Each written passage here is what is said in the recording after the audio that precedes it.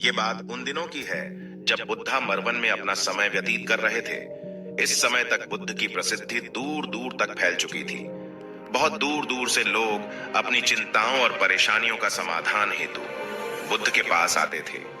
ऐसे ही एक दिन जब बुद्धा मरवन में अपने शिष्यों को प्रवचन दे रहे थे, तभी एक अधेड़ उम्र का व्यक्ति अपने नौजवान पुत्र को अपने साथ लिए बुद्ध की तरफ चला आ रहा था। जब यह प्रवचन स्थल के पास पहुंच गए तो बुद्ध ने एक नजर उन पर डाली और इशारे से बैठने के लिए कहा। जब प्रवचन समाप्त हो गए और सभी लोग वहां से चले गए तो बुद्ध ने उस व्यक्ति को अपने पास बुलाया और बैठने के लिए कहा। वहां चारों तरफ हरियाली छाई हुई थी। मौसम बहुत सुहाना था और तरह तरह के पक्षियों की आवाजें गूंज रही थी। ऐसा नजारा देखकर उस व्यक्ति को अंदर से असीम शांति महसूस हो रही थी। इसके बाद बुद्ध ने उस व्यक्ति से आने का कारण पूछा तो इस पर व्यक्ति ने कहा, तथागत, मैं 2 दिन की लंबी यात्रा करके अपने पुत्र को आपसे मिलवाने लाया हूँ। ये मेरा इकलौता पुत्र है और ये हर समय थका थका रहता है। ऐसा लगता है जैसे इसके अंदर कोई जान ही ना हो। इसका स्वभाव भी काफी चिड़चिड़ा सा हो गया है। अगर हम इससे कुछ भी कहते हैं तो यह हमारी छोटी छोटी बातों पर गुस्सा हो जाता है। इसके देखने की क्षमता भी उम्र से पहले ही कमजोर हो गई है और इसके बाल भी सफेद पड़ने लगे हैं। इतनी कम उम्र में इतनी बड़ी उम्र का लगना, मुझे तो कुछ समझ नहीं आ रहा है। तथागत, मैं अपने पुत्र के स्वास्थ्य को लेकर बहुत चिंतित हूँ। जब मैं अपने पुत्र को वेद जी के पास लेकर गया तो उन्होंने कुछ औषधि दी और कहा, अपने पुत्र को तनाव कम लेने के लिए कहो। वो अपने दिमाग में बहुत अधिक तनाव लेता है, इसलिए उसकी ऐसी हालत हो गई है। लेकिन मैंने उसको बहुत समझाने के बाद भी तनाव का मतलब समझ नहीं आया। मुझे नहीं पता कि तनाव होता क्या है, यह किन कारणों से आता है और उसे कैसे अपने पुत्र के दिमाग से निकालूं। लेकिन मुझे सबसे पहले तो यह समझना है कि तनाव होता क्या है। इसीलिए तथागत मैं आपके पास आया हूं। कृपया आप मेरी समस्या का समाधान कीजिए। यह सुन बुद्ध उसके पुत्र को बड़े ध्यान से देखते हैं। उसके चेहरे को देखते हैं, उसकी आंखों को देखते हैं और फिर उसके हाथों की नब्ज को भी देखते हैं। ये सारी विधि करने के पश्चात बुद्ध उस व्यक्ति से कहते हैं कि तनाव लेना तो कोई नहीं चाहता, लेकिन फिर भी यह तनाव लोगों के दिमाग को दीमक की तरह पकड़ लेता है और व्यक्ति जान भी नहीं पाता है कि वह तनाव में जी रहा है।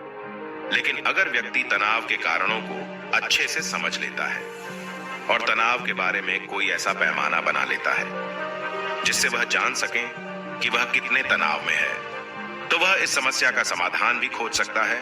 सबसे पहले तो तुम ये समझो कि तनाव होता क्या है। जब भी कोई व्यक्ति कोई काम कर रहा होता है लेकिन उसका मन कहीं दूर भटक रहा होता है, कल्पनाओं में होता है, तो उसके शरीर और मन के बीच एक दूरी पैदा हो जाती है। ये दूरी जितनी अधिक होगी, व्यक्ति उतनी ही ज्यादा बेहोशी की अवस्था में होता है और शरीर व मन के बीच की इसी दूरी और खिंचाव को तनाव कहा जाता है। आखिर कोई पसंदीदा खेल खेलने के बाद व्यक्ति चुस्ती और प्रसन्नता से क्यों भर जाता है, जबकि उसने तो अपने शरीर को थकाया है।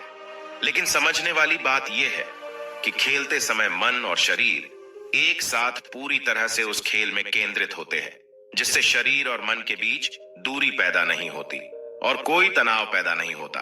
और अगर दिमाग में कोई तनाव था तो वो भी दूर हो जाता है। लेकिन इसके विपरीत, जब हम कोई ऐसा काम करते हैं जो हमें पसंद नहीं है, तो हमारा शरीर तो उस काम को कर रहा होता है, लेकिन हमारा मन कहीं दूर कल्पनाओं में भटक रहा होता है, जिससे शरीर और मन के बीच एक दूरी पैदा हो गई और तनाव ने जन्म ले लिया।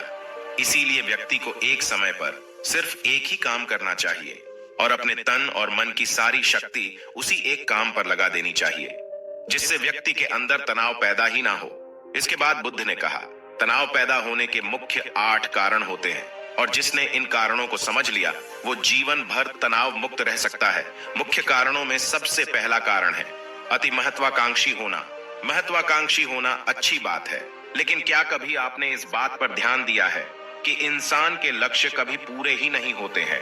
उसका एक लक्ष्य पूरा हुआ नहीं कि वह दूसरे की तरफ भागने लगता है, दूसरा पूरा हुआ तो तीसरे की तरफ, और इस तरीके से वो अपने लक्ष्यों को पाने के लिए जिंदगी भर गोल गोल घूमता रहता है। इसीलिए जो व्यक्ति अति महत्वाकांक्षी होता है, जिसने बड़े बड़े लक्ष्य बनाए होते हैं, वह वर्तमान में कभी रह नहीं पाता है। उसका मन सदैव भविष्य की योजनाएं बनाने में ही व्यस्त रहता है। उसका शरीर तो वर्तमान में रहता है, लेकिन मन भविष्य में ही रहता है। जिससे मन और शरीर के बीच दूरी पैदा हो जाती है और वह तनाव भरी जिंदगी जीने लगता है। बुद्ध के मुंह से यह बात सुन उस लड़के ने कहा, है बुद्ध, तो फिर इसका मतलब है कि हमें लक्ष्य नहीं बनाना चाहिए, क्योंकि लक्ष्य बनाना भी तो महत्वाकांक्षा ही है। इस पर बुद्ध ने कहा, जीवन में लक्ष्य बनाना कोई गलत बात नहीं है, लेकिन समस्या तब उत्पन्न होती है जब वो अपना पूरा ध्यान उस लक्ष्य से मिलने वाले परिणाम पर ही लगा देते हैं और उसके परिणाम की चिंता करते रहते हैं। व्यक्ति को वर्तमान में जीना आना चाहिए। आप लक्ष्य बनाइए और उस लक्ष्य की प्राप्ति के लिए कड़ी मेहनत करिए, लेकिन साथ ही साथ आपको इस बात का भी ज्ञान होना चाहिए कि आप अभी वर्तमान में जी रहे हैं और वर्तमान ही सत्य है। बुद्ध ने आगे कहा, तनाव का दूसरा सबसे बड़ा कारण है ईर्ष्या करना है। जब व्यक्ति ईर्ष्या और जलन से भर जाता है तो उसका मन अंदर से सड़ने लगता है। ईर्ष्या एक आंतरिक घाव है। आंतरिक घाव यानी मन का घाव। व्यक्ति के शरीर का घाव तो भर सकता है, लेकिन मन का घाव कभी नहीं भर सकता। इसीलिए व्यक्ति को दूसरे की खुशी और तरक्की से कभी ईर्ष्या नहीं करनी चाहिए, क्योंकि ईर्ष्या तनाव का कारण है। इसके बाद बुद्ध ने तनाव का तीसरा कारण बताते हुए कहा कि आरुषिपूर्ण काम न करना, इससे भी मन में तनाव पैदा होता है। जो काम करना हमें पसंद ही नहीं है, जिस काम में हमारी रुचि ही नहीं है, उस काम में हमारा मन लग ही नहीं पाएगा। हमारा शरीर तो वहीं बैठा रहेगा, लेकिन हमारा मन कल्पनाओं की उड़ान भरेगा, जिससे शरीर और मन के बीच दूरी पैदा हो जाती है और व्यक्ति तनावग्रस्त हो जाता है। इसीलिए इंसान को हमेशा अपनी रुचि के अनुसार ही कार्य करना चाहिए। अगर व्यक्ति ने यह पता कर लिया कि उसे कौन सा काम करना पसंद है और वो उसी काम को अपने जीवन का लक्ष्य बना लेता है, तो फिर वो काम उसके लिए काम नहीं बल्कि एक खेल बन जाता है। फिर बुद्ध ने कहा, तनाव का चौथा कारण होता है किसी दूसरे से अच्छा रखना। बुद्ध ने उस व्यक्ति की ओर इशारा करते हुए कहा, एक पिता होने के नाते तुम्हारी अपने पुत्र से बहुत सी अपेक्षाएं होगी कि तुम्हारा पुत्र एक बहुत ही कामयाब इंसान बने, तुम्हारा नाम रोशन करे, जैसा तुम चाहते हो उस तरह का जीवन जिए, तुम्हारी हर बात माने। लेकिन क्या आज तक कभी किसी की सारी अपेक्षाएं पूरी हुई है? जब भी कोई व्यक्ति किसी दूसरे से कोई अपेक्षा रखने लगता है तो वो अनजाने में अपने लिए तनाव पैदा करने लगता है। जरा सोचो कि अगर तुम्हारा बेटा तुम्हारे अनुसार काम नहीं कर रहा है और वो नहीं बन पा रहा है जो तुम उसे बनाना चाहते हो, तो निश्चित रूप से तुम्हारे दिमाग को तनाव तुम्हें पकड़ लेगा। तुम तनाव से भरा जीवन जीना शुरू कर दोगे और इस तनाव के बस में आकर तुम ऐसा व्यवहार करोगे, ऐसी बातें करोगे कि तुम्हारा अपने पुत्र के साथ संबंध और भी खराब होता चला जाएगा। इसीलिए व्यक्ति को जितना हो सके उतनी कम अपेक्षाएं दूसरों से रखनी चाहिए, और अगर पूरी तरह से तनाव मुक्त रहना है तो दूसरों से अपेक्षा रखना ही बंद कर दो। इसके बाद बुद्ध ने कहा कि शारीरिक कष्ट भी इंसान के तनाव का एक कारण होता है।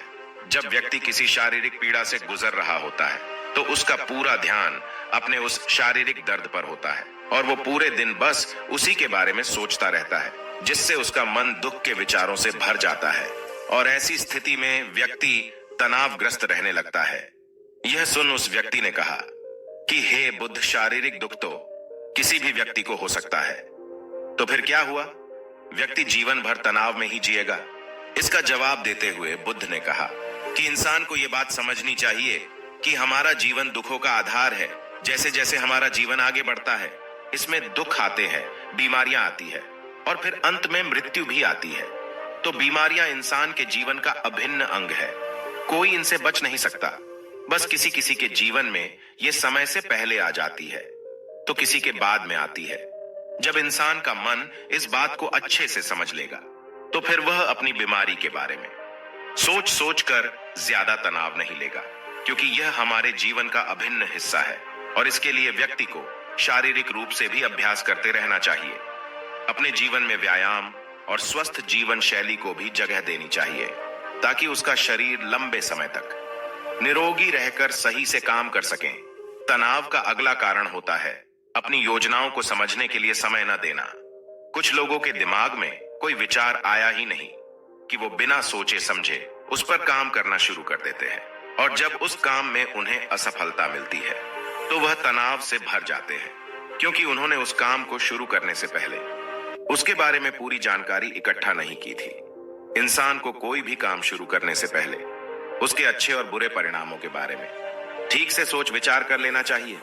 इंसान को इस बारे में भी सोच लेना चाहिए कि अगर ये योजना सफल नहीं हुई तो फिर इसके बाद मैं क्या करूंगा?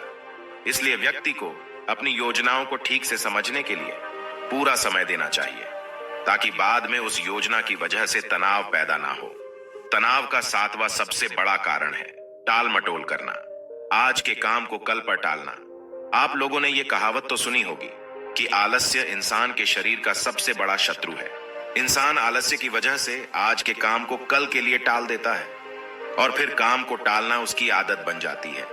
काम को कल पर टालने वाले व्यक्ति का काम कभी भी समय पर पूरा नहीं हो पाता है, और अगर किसी तरह से पूरा हो भी जाता है तो वह उतना अच्छा नहीं हो पाता है जितना अच्छा उसे किया जा सकता था।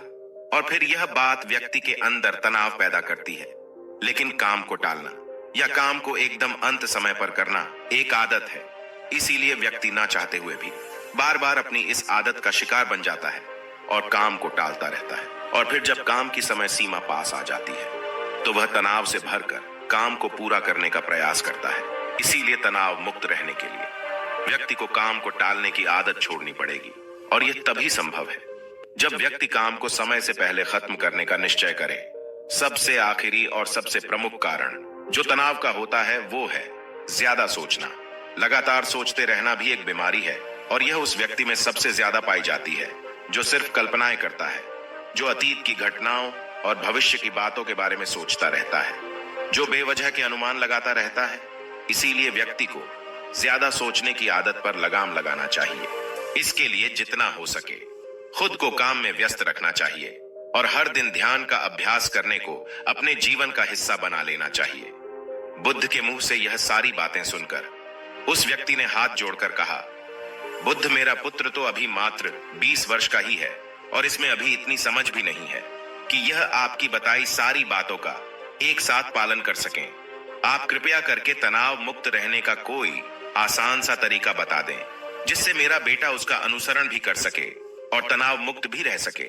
उस व्यक्ति की यह प्रार्थना सुन बुद्ध ने कुछ सोचते हुए जवाब दिया, अगर तुम इतनी सारी बातों का पालन नहीं कर सकते हैं तो इसके लिए एक बहुत ही आसान विधि है। तुम एक बार मैं एक काम को करने पर ध्यान लगाओ। जो भी काम कर रहे हो उस समय पर सिर्फ उसी काम को करो, सिर्फ उस पर ही अपना पूरा ध्यान लगाओ। और अगर तुम्हारा मन इधर उधर भटक जाता है तो जैसे ही तुम्हें याद आए उसे वापस फिर उसी काम में लगा दो। यह सबसे आसान और अच्छा तरीका है तनाव मुक्त रहने का। जब तुम भोजन करो तो उस समय सिर्फ भोजन ही करो, उसके पूरे स्वाद का आनंद लो, उसका अनुभव करो। जब चलो तब अपना पूरा ध्यान सिर्फ चलने में ही लगा दो। इससे तुम्हारा मन और तुम्हारा शरीर दोनों एक जगह पर केंद्रित रहेंगे, दोनों के बीच दूरी पैदा नहीं होगी जो कि तनाव का मुख्य कारण होती है। इसीलिए जहां तक संभव